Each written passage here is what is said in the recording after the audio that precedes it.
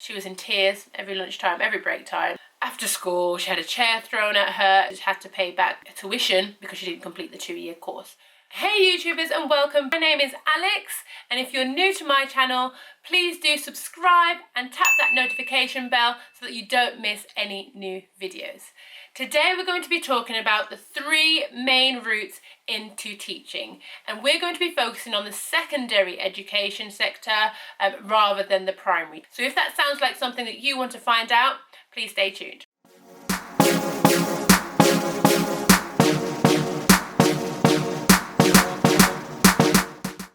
So the first route that we're going to go through is the PGCE, and that basically stands for Postgraduate Certificate of Education. You already need to have completed your undergrad.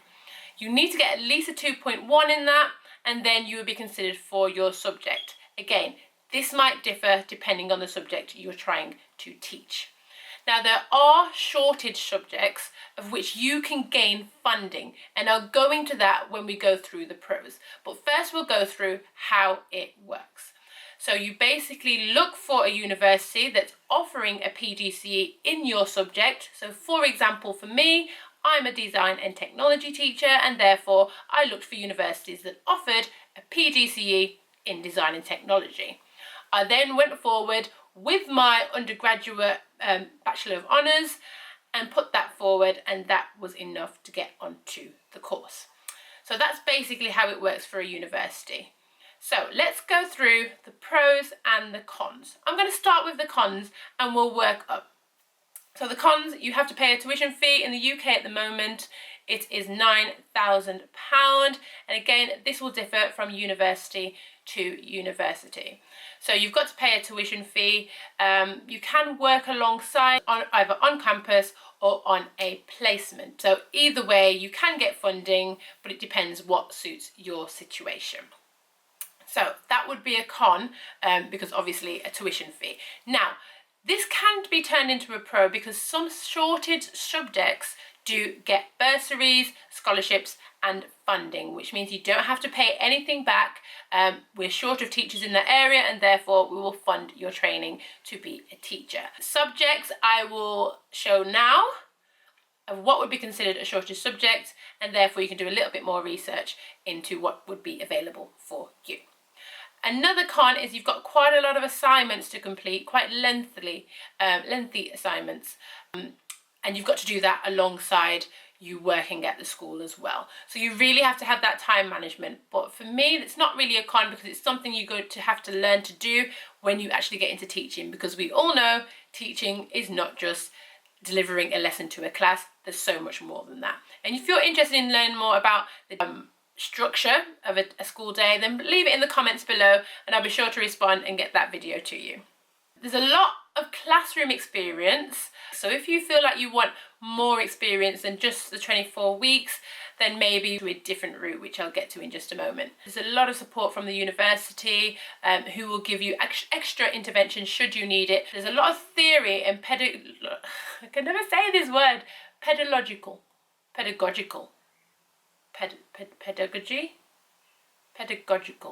I'm going to go with that.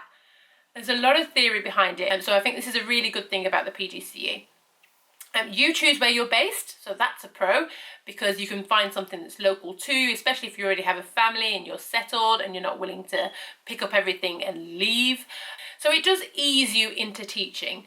There is a university and school split, so some days you'll be in university and some days you'll be in your placement school, which they will help you to find. And you can also gain a level 7 in your postgraduate, which gives you 60 credits towards applying that to a master's. So should you wish to go into a master's of education or something similar later on, you could potentially do less modules on your master's if you get that level 7 60 credits in your postgrad. So that's always a benefit.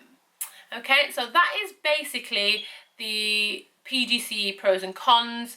I will link them here should you wish to pause this video and just look over what I might have said, but that is the PGCE. So let's go on to route 2. The route 2 is school direct, and it's quite a common route to go into, especially if you're looking to get into teaching later on in life as a career change, for example. So how it works, you apply directly to the school and they will register an ITT provider, and that will be the person that leads you to QTS. QTS stands for Qualified Teacher Status. You have to have QTS to be eligible to be a teacher here in the UK and to be on the main pay scale, which you want to be on. That QTS will then lead to your NQT year, which is your second year of teaching, and that stands for Newly Qualified Teaching Status.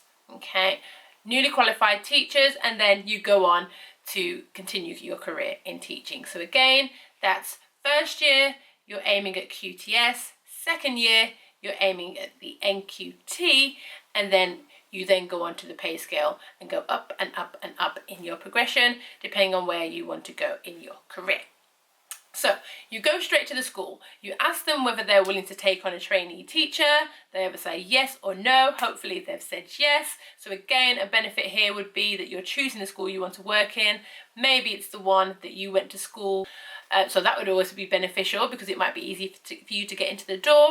But otherwise, you're choosing your subject, you're choosing where you go. However, they do have the flexibility with you to put you in different subjects should they need you there.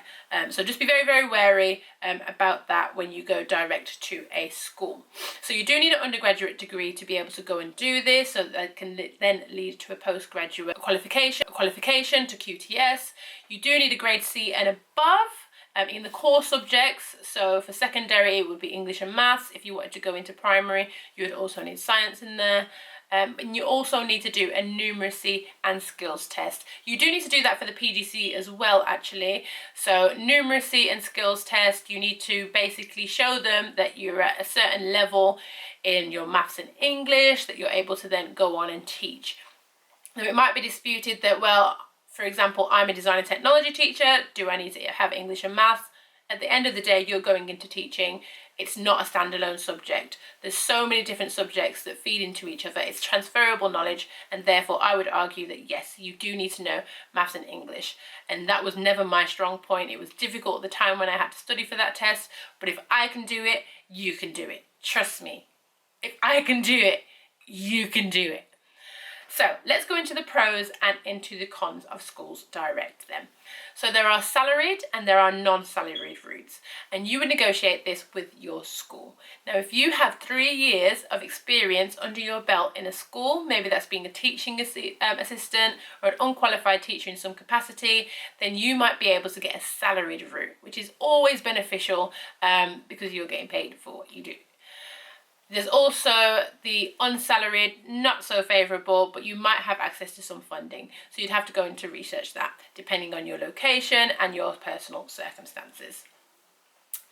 There are some subjects that are known as shortage. I mentioned this in the PGCE, and again, you might be able to get bursaries, funding, scholarships.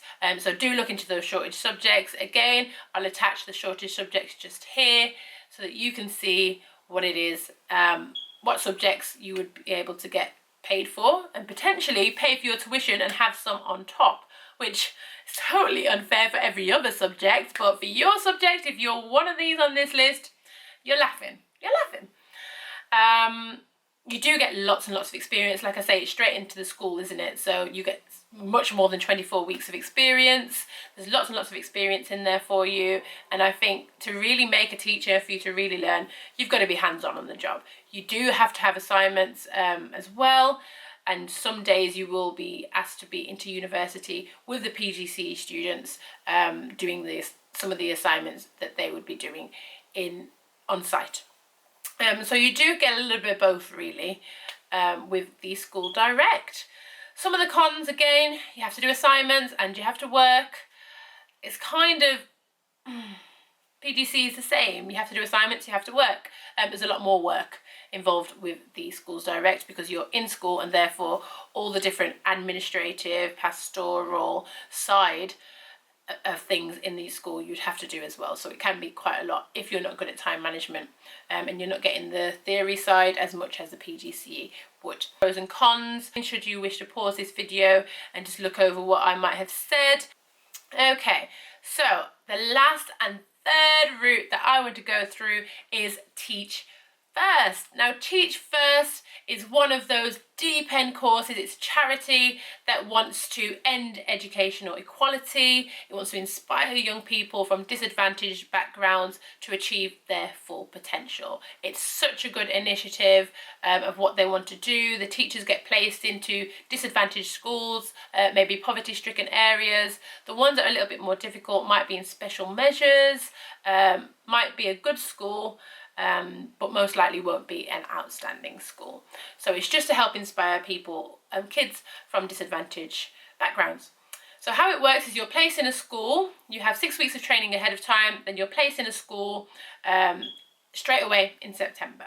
Okay, so you haven't particularly had a lot of any experience in the school, you just play straight in there in September, which I think can be a benefit because the kids don't see you as a cover teacher, they don't see you as a trainee teacher. To them, you're just another teacher, and therefore the respect that you can claim from the beginning of the year rather than halfway through the year, it's priceless. You need it. Okay, so you're placed in and you gain your QTS at the end of the first year. Okay, you got a lot of support with Teach First. They really boast this on their website through their training. So there's lots of support there as you're going through, and of course you are getting paid as well, which is also a pro. You then go on to NQT in your second year, so newly qualified teacher status. At this point, you finish this year, you are a fully fledged teacher in the eyes of the government or whoever is up there.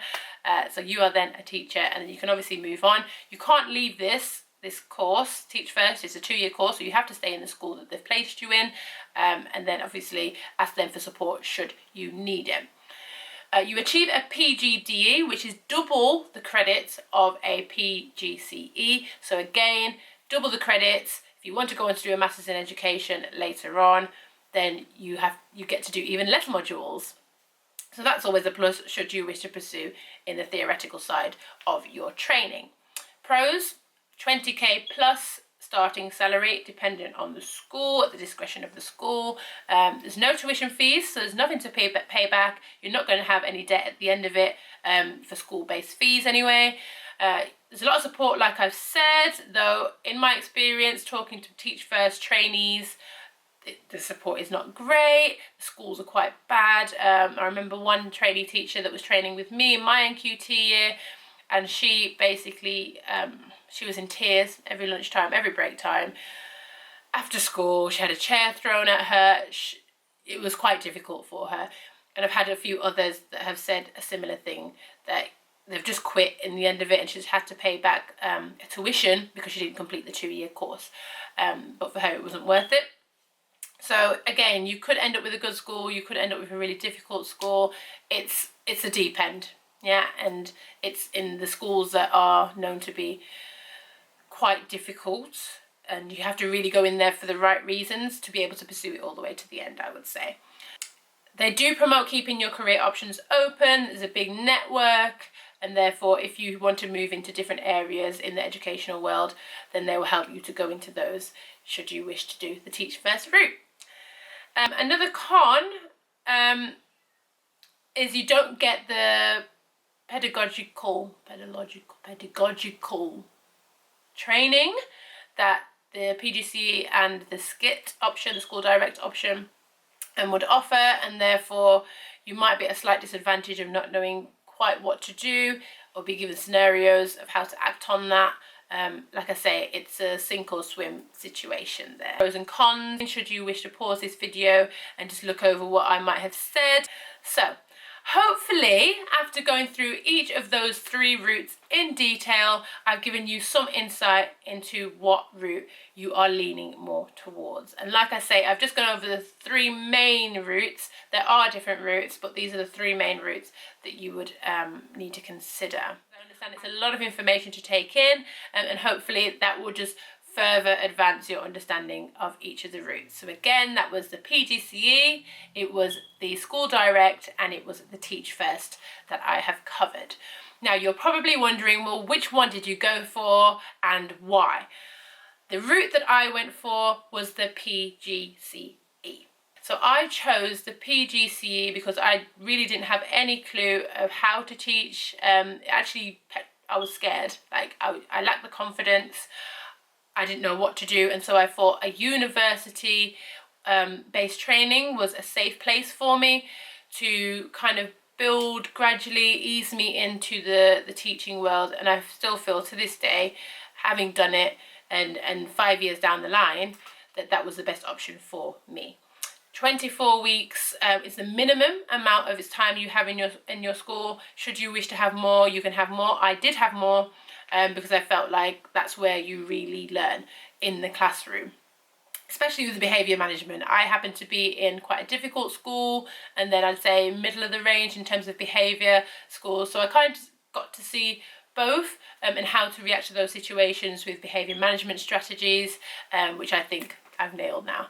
And if you'd like to see a video about behaviour management strategies that I use, maybe me showing you in my classroom, then just again leave that in the comments below and I will look into doing that if that's something that you're interested in. So again, I did the PGCE route. I paid the tuition fees, guys, but I got in there when it was, I think it was 3,600 or something along that. That's what the tuition fees were 5 years ago when I did my training. So it was a little bit better, but I had to pay all the more. But I loved coming back to university and talking to some new friends that I'd made, or acquaintances that I'd made, to see what their experiences were and growing from that. So that was a really good course. That's what I chose to do. I would actually consider doing the School Direct. I think that's a really good route. I personally wouldn't go for Teach First, just because I don't like the idea of not knowing any knowledge ahead of time and then being put in the deep end. It's just not how I learn. To each their own on that one. But hopefully that has been beneficial for you. Sorry guys that it's been quite long-winded, but I really wanted to get as much information out as possible. If there's any questions that you have about this topic, do leave it in the comments below. I will endeavour to answer every single one of your questions. I'm a small channel and therefore I should respond within 24 hours. And hold me to that. No, I'm joking. I will. But yeah, so hopefully that gives you an idea. If you want to look see anything on this channel to do with getting into teaching or anything else for that matter, anything else for that matter, then please do not hesitate to comment. If you've liked this video and the content, please like it just to show me your appreciation, and subscribe to make sure you don't miss any videos. I do post weekly. Okay guys, I'll leave it there. Enjoy the rest of your day. Bye.